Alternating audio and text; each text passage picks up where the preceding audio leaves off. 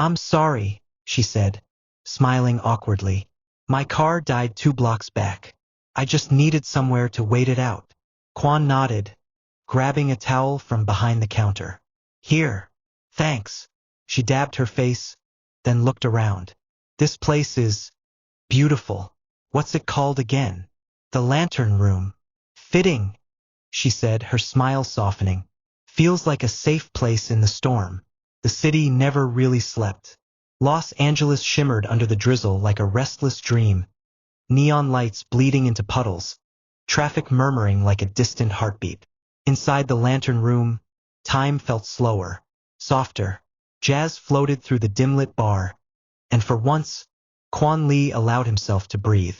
He sat at the corner table, his tailored black shirt rolled to the elbows, a glass of whiskey untouched before him.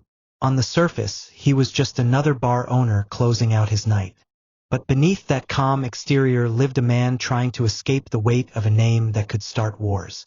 Lee Kwon-jun, heir to one of South Korea's most powerful crime families. A name that commanded fear and brought nothing but loneliness. He'd crossed oceans to outrun it. Opened the Lantern Room as his sanctuary. A place where no one bowed, no one whispered, and no one called him boss. Just Hwan. That night, the rain came harder, tapping against the glass like impatient fingers. He was about to lock up when he saw her.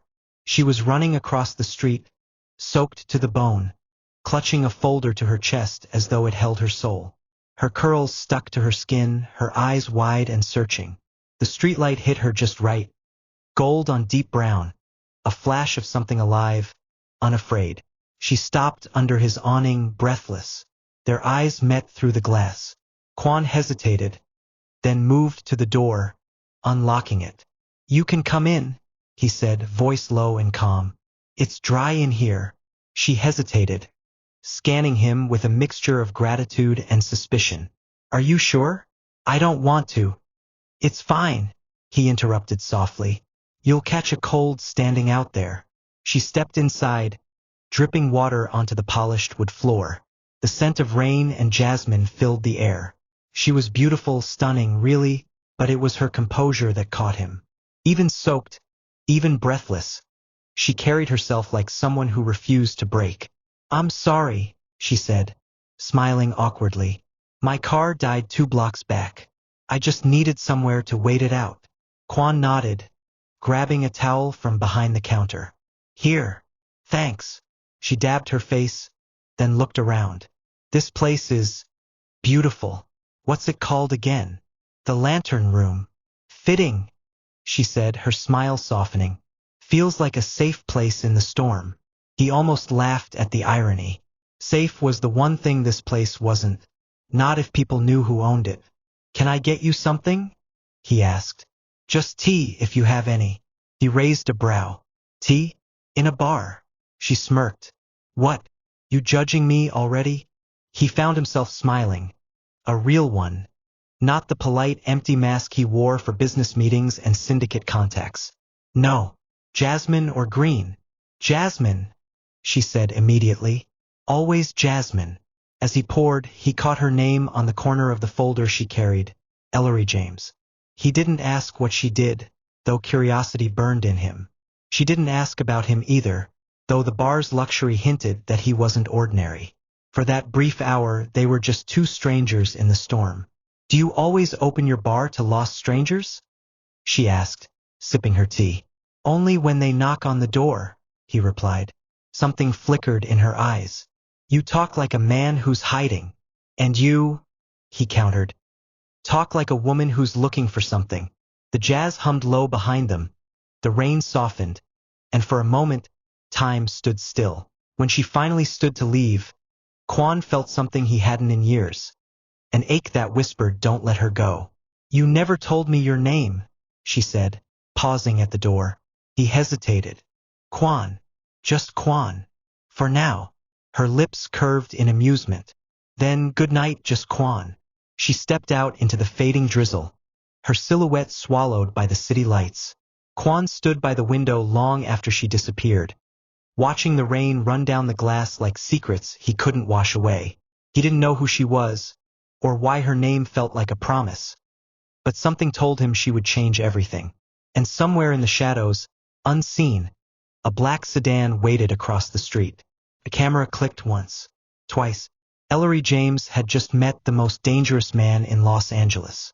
And neither of them knew they were already on opposite sides of a war. Morning came slow, dripping gold through the blinds of Ellery's small downtown apartment. The rain from last night had washed the streets clean, but the city's noise was already back. Honking, shouting, the hum of a place that never waited for anyone.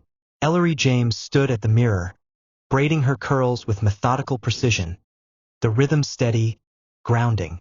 Her reflection looked calm, professional even, but beneath that, her mind replayed one moment on loop.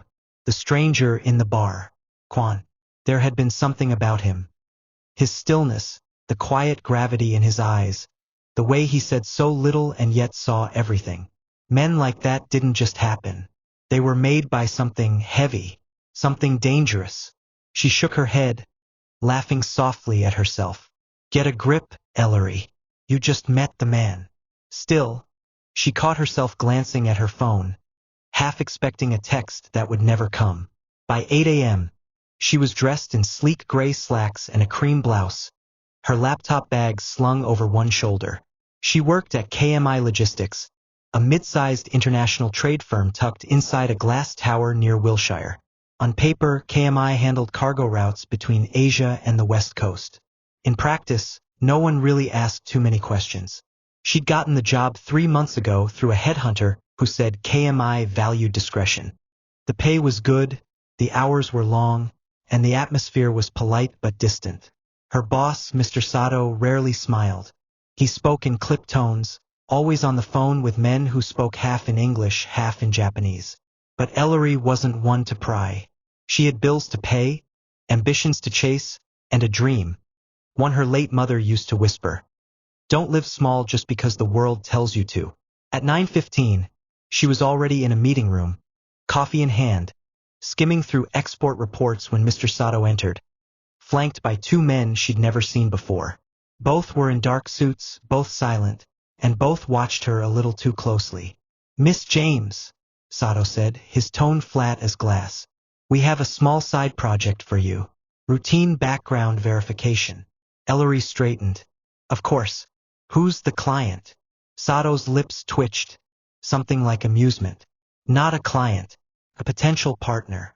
He slid a thin file across the table, a photo paper clipped to the front. Her heartbeat stuttered. Hwan Lee. The image was cold, taken from a distance. Him walking into a black car, sunglasses on, that same quiet intensity captured mid-motion. Her fingers tightened around the file. You want me to run a check on him? Yes. He recently purchased property under an American holding company. We need to confirm legitimacy. And what exactly am I supposed to look for? Patterns, Sato said simply. Family ties, financial leaks, anything inconvenient. There was a pause, a silence heavy enough to drown in. When she finally nodded, it was automatic. Understood. As the men left, Sato lingered by the door. Miss James, he said softly, be careful what you find. Some names carry storms behind them. When he was gone, Ellery sat frozen, staring at the photo. Hwan, the man from the bar. The man who'd given her warmth on a cold, rainy night. She told herself it was coincidence. The world was small. People crossed paths every day. But deep down, she knew better. Nothing about KMI was normal. And nothing about Hwan felt like coincidence. That night, back in her apartment, she opened the file again. Her laptop glowed in the dark, lines of data reflecting in her eyes. Real estate records, immigration logs, wire transfers between Seoul and Los Angeles. She clicked one link, then another. The deeper she went, the stranger it became. There were rumors, syndicate ties, a father with blood on his hands. The Lee organization, a name whispered in crime reports and buried in government archives. She slammed the laptop shut, heart racing. No, she whispered. It can't be him. But she knew. The quiet strength. the shadows in his eyes, the way he never spoke of his past. It all fit too perfectly. Outside, thunder rumbled again, soft, distant, like a warning. And somewhere in the heart of the city, Hwan stood on the balcony of the lantern room, the same storm wind tugging at his shirt. He didn't know it yet, but the woman who made him feel alive had just been assigned to destroy him. The city glittered from above like a river of diamonds poured over black glass. High on the hill overlooking the Han River stood a mansion draped in silence, an estate so large and fortified that locals called it the Dragon's Nest.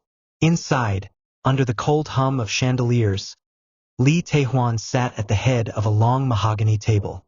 His suit was immaculate, his posture regal, but his eyes dark and heavy, burned with quiet fury.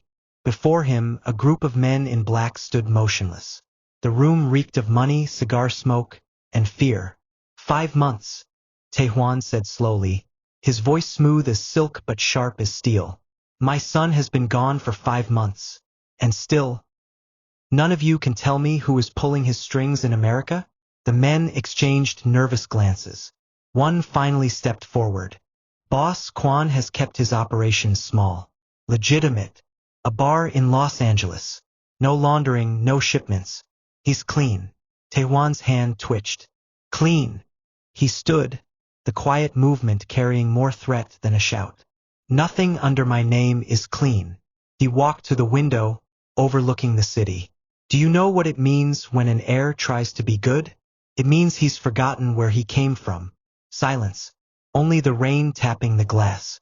Finally, another man, a younger lieutenant named Jun-ho, spoke carefully. Sir, perhaps he simply wants to live differently. The world is changing. The younger generation. The sound of glass shattering cut him off. Tae-hwan's whiskey glass exploded against the wall beside Jun-ho's head, amber liquid dripping down like blood. Don't talk to me about generations, Tae-hwan hissed. He carries my blood, my empire, my enemies. Do you think the Yamaguchi care about his new life in America? They will gut him the moment they find out he's unprotected.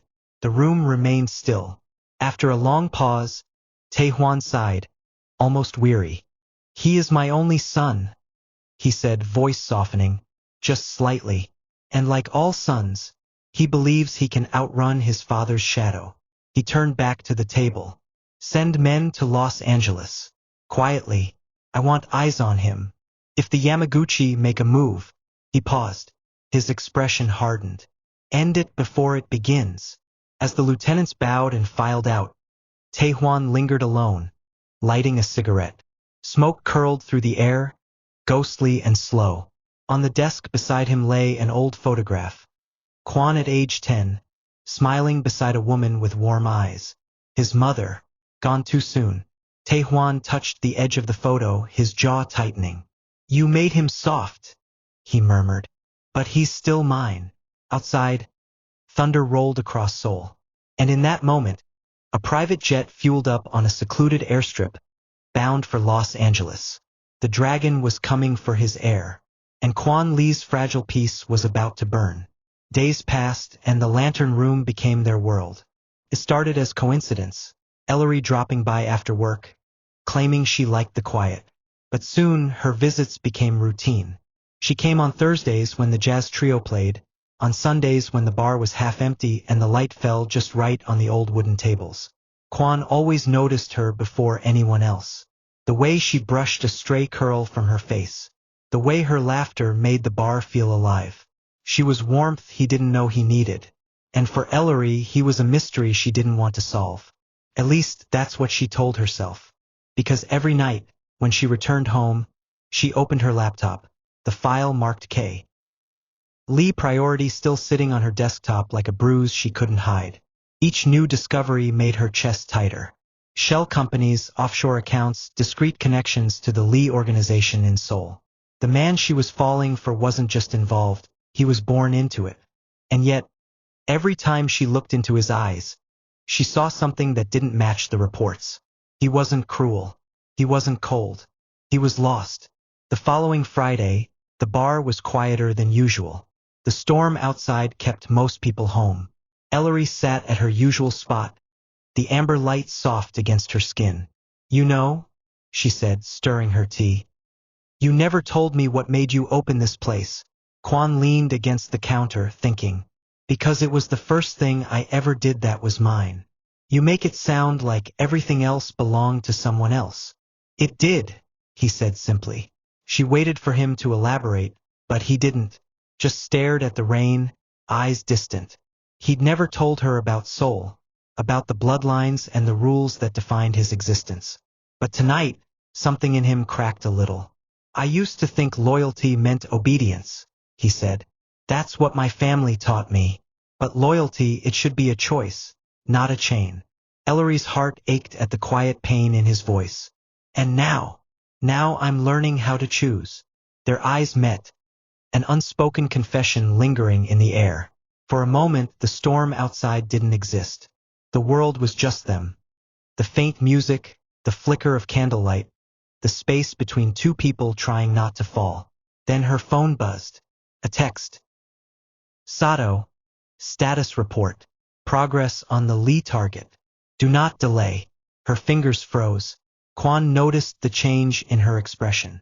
Everything okay? Yeah, she lied quickly. Just work. He nodded, but something in his gaze shifted, subtle, searching. For the first time he felt it too. Quiet unease. He changed the subject, but his thoughts wouldn't settle. The way she'd tensed. The way her eyes darted to her phone. Later that night, when she left, he stood by the window watching her go. That same black SUV parked again across the street. Only this time, Hwan didn't ignore it. He stepped outside, hands in his pockets, walking right up to the tinted window. The driver didn't move, didn't even turn his head. Hwan smiled faintly, but his voice was low and lethal. If you're going to follow me, he said, tapping the glass once, at least be less obvious. The SUV pulled away without a word. Inside, a man with a scar along his jawline picked up his phone. Report to Mr. Lee, he said in Korean. The heir has noticed. Back in her apartment, Ellery sat on her couch, staring at the message thread. She typed, the target is clean. Nothing unusual. Then deleted it. Typed again. Deleted again. Finally, she sent, he's harmless. But even as she pressed send, her chest tightened. Because deep down, she knew that wasn't true. Hwan Lee wasn't harmless. He was a man standing at the center of something vast, something dangerous, and she was already tangled in it. And as the night wore on, the storm grew heavier, the thunder closer. Neither of them knew it yet, but love had already become a weapon. Los Angeles shimmered that night. Rain-slicked streets reflected the city's glow, like the whole world was made of glass and secrets. Inside the lantern room, the last customers drifted out one by one until only Ellery remained. Her empty teacup forgotten, her gaze soft and distant. Hwan watched her from across the counter. He'd grown used to her presence, the way she filled the quiet without saying a word, the way her laughter had become the sound he waited for each evening. Looks like it's just us again, he said quietly, collecting glasses. Ellery smiled. Seems like it always ends up that way. He glanced toward the door. You could have left an hour ago. The rain stopped. She shrugged, eyes glinting. Maybe I didn't want to. That silence again. That soft, dangerous silence where words weren't needed. Hwan walked over, leaning against the piano. You ever feel like the universe keeps throwing the same person in your path for a reason? Ellery tilted her head. You believe in that kind of thing? I didn't, he admitted, until you walked in. She looked down, trying to hide the heat in her cheeks. You barely know me. I know you order jasmine tea, not because you like it, but because it reminds you of something, he said. Someone, maybe? Her eyes lifted, caught. My mother, she said softly. She used to drink it every night before bed. Said it made her dreams sweet. Hwan smiled faintly. She sounds like someone worth missing. She is, Ellery whispered. For a moment, neither spoke. The soft hum of the refrigerator and the low jazz in the background filled the space. Hwan poured 2 drinks, whiskey for him, something lighter for her. Let's make a deal, he said. No more talking about the past. Not tonight. Just now. Ellery nodded slowly. Now, she repeated. They clinked glasses. The sound was small, fragile, like a promise. Later, they sat by the window, watching the city below. The amber streetlights, the people rushing home, the sound of rain threatening to start again. I used to think peace was boring, Hwan said after a while. Turns out I was wrong. Peace is hard to find, she murmured. He looked at her then, really looked at her. The soft curve of her smile, the sadness she tried to hide behind it. So is honesty. Her chest tightened. If only you knew, she thought. He leaned closer, the air between them charged. You don't have to tell me everything, he said, his voice low, careful. But don't lie to me, Ellery. Not you. Her throat went dry. The urge to confess burned at the back of her tongue. I'm spying on you. I'm supposed to report on you. But instead, she said the one truth she could manage. I don't want to hurt you. You won't, he whispered. And then the distance between them disappeared. It wasn't a hurried kiss. It was slow, hesitant, trembling with everything they weren't saying. The kind of kiss that feels like surrender and salvation at once. When they finally pulled apart, she pressed her forehead to his chest, heart racing. I should go, she whispered. Stay, he said softly. Just tonight. She hesitated, then nodded. Hours later, the bar was quiet, the city outside asleep. Hwan lay awake beside her, watching the rise and fall of her breathing. For the first time in years, the nightmares didn't come. Ellery slept soundly, but her phone, forgotten on the counter, buzzed once in the dark. Sato, new intel. The Lee organization is moving men into LA. Keep him close. Don't lose his trust. Hwan reached for the phone instinctively, but stopped when he saw her shift in her sleep. He didn't read the message. He didn't need to. He already knew peace never lasted. And outside the lantern room, two men in dark coats watched from a parked car, speaking quietly in Korean. He's getting attached. Good, came the reply. The higher you climb, the harder the fall. The world was soft when Ellery opened her eyes. The usual rush of city noise seemed distant, muffled, like Los Angeles had decided to pause for her. Sunlight spilled through the wide windows of the lantern room's upper apartment, washing over tangled sheets, warm skin, and the faint scent of jasmine tea that had somehow lingered through the night. For a long time she didn't move. Hwan's arm rested over her waist, his breathing steady. In sleep, he looked almost innocent. A boy who had once believed in goodness, not the man she knew he had to be. And yet, lying there, she wanted to believe it. Wanted to believe he could be that boy again. Her phone buzzed somewhere on the floor, but she didn't reach for it. For once, she didn't want the world outside this room. Morning, Hwan murmured, voice low and still half asleep. Ellery smiled. You don't even sound surprised I'm still here. He opened one eye. I was hoping you would be. She laughed softly, curling closer. You're impossible. Maybe, he said, pressing a kiss to her temple. But you keep coming back anyway. It was a fragile kind of happiness, the kind that only exists when you pretend the outside world doesn't. Later, as she buttoned her blouse, Ellery caught sight of a framed photograph on the nightstand. A much younger Hwan beside a woman with kind eyes. Your mother? She asked gently. He nodded. She died when I was 17. I'm sorry. He smiled faintly. She'd like you.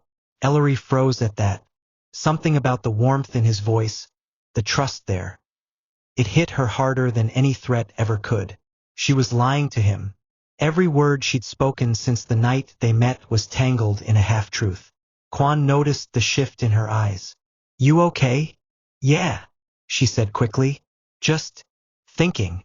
He stepped closer, brushing a thumb along her jawline. Don't think too much.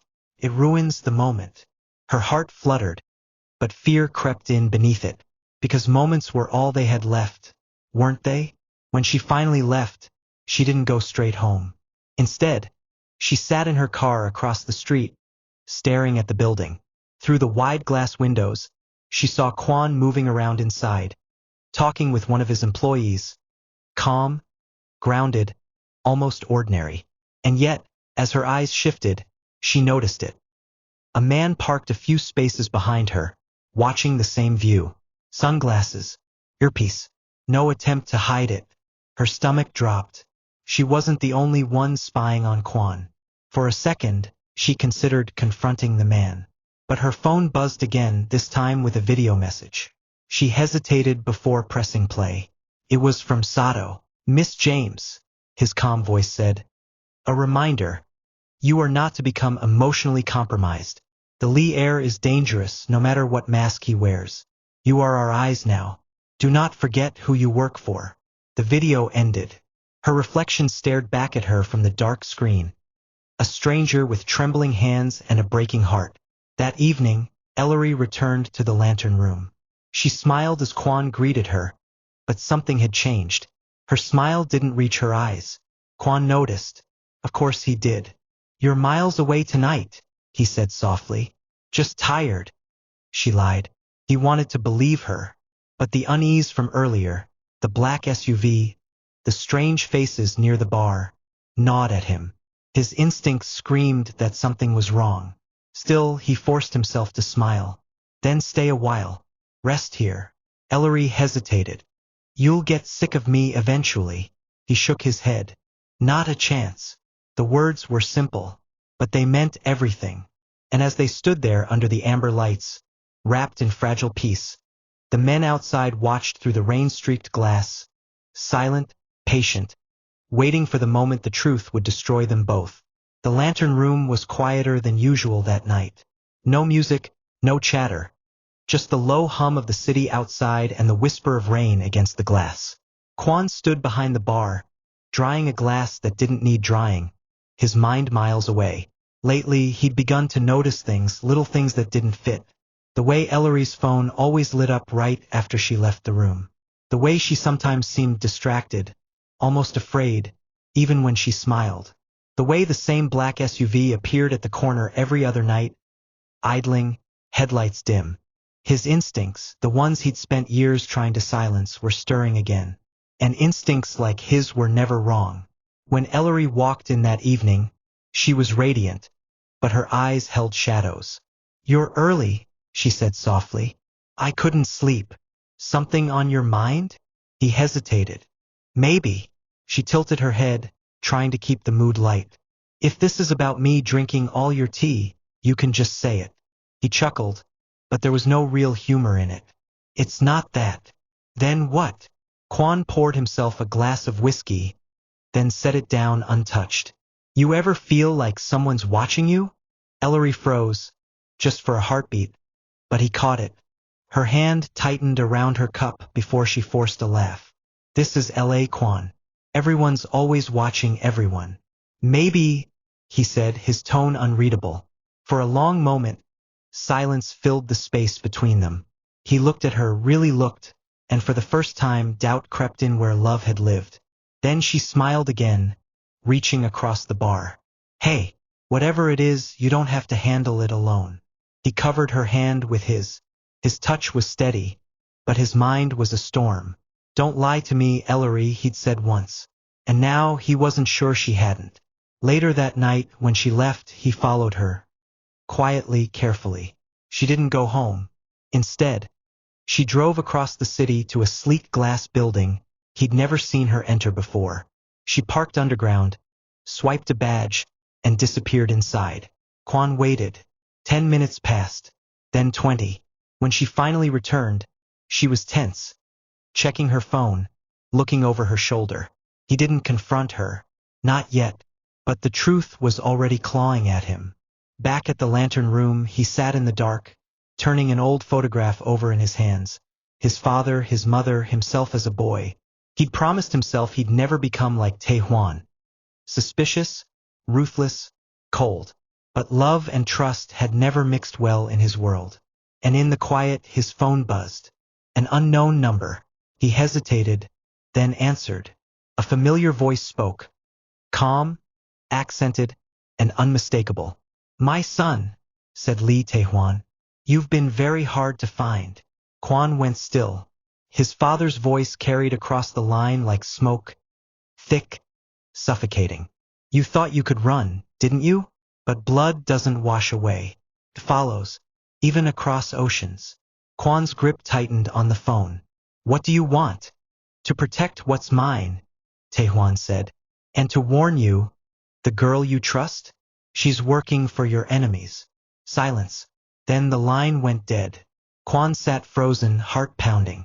He wanted to deny it, to believe his father was manipulating him. But somewhere deep down, a voice whispered the truth he didn't want to face. Ellery. Episode 1 ends here. Watch out for episode 2 coming up tomorrow.